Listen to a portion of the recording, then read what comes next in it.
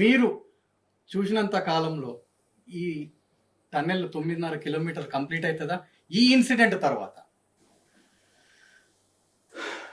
చాలా బాధాకరమైన ప్రశ్న. ఎందుకంటే మొన్నటి వరకు కూడా మాకు హోప్ ఉండే, మా జీవితకాలంలో నీళ్లు చూస్తున్నాను.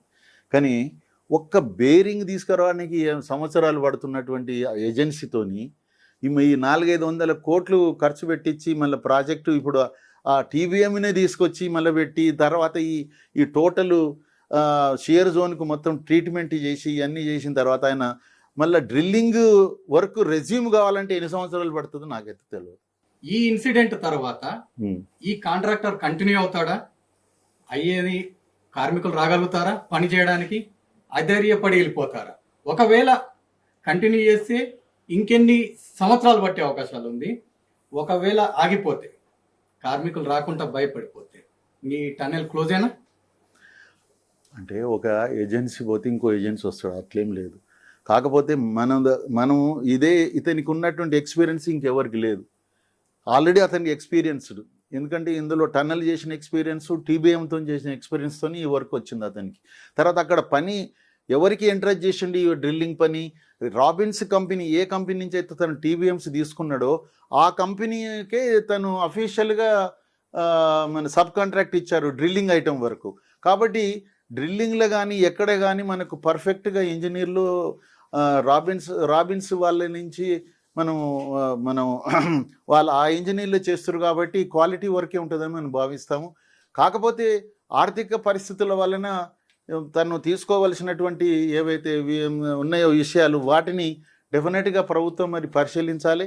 మరి అది చేయకపోయినట్టయితే మరి అతనికి వదిలేస్తే ఇట్లనే దాన్ని ఏమంటారు మన డీవాటరింగ్ చేసుకుంటూ ఉంటాడు. ఎన్ని సంవత్సరాలు అయినా చేశాడు కదా, 19 నుంచి మొన్నటిదాకా డీవాటరింగే కదా ఆయన చేసింది. ఆ సమగ్ర విచారణ కూడా అయితే బాగుంటుందేమో దీని మీద. Failure for causes of failure plus ఇంత 5 సంవత్సరాలు కావాల్సింది 20 సంవత్సరాలు ఎందుకు పట్టింది? కారణం ఏంది అసలు? అతని నెగ్లిజెన్స్ ఏంటిది మరి?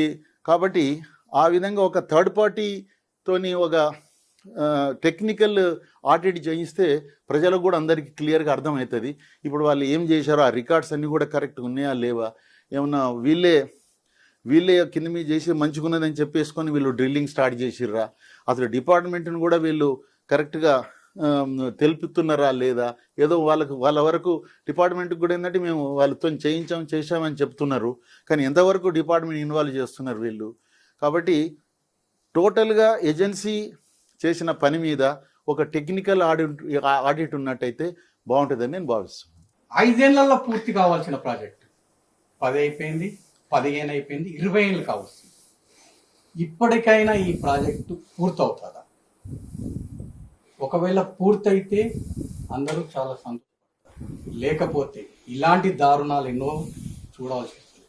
ఈ దారుణాలకు ఈ ప్రభుత్వమైన ఫుల్ స్టాప్ పెట్టేసి ఎస్ఎల్బిసి ప్రాజెక్టును త్వరితగతిన పూర్తి చేయాలని కోరుకుంటున్నాను. ప్రపంచంలో ఏ మూల ఏ క్షణం ఏం జరుగుతుందో వేగంగా తెలుసుకోవడానికి తొలి వెలుగు వాట్సాప్ ఛానల్ని ఫాలో చేయండి.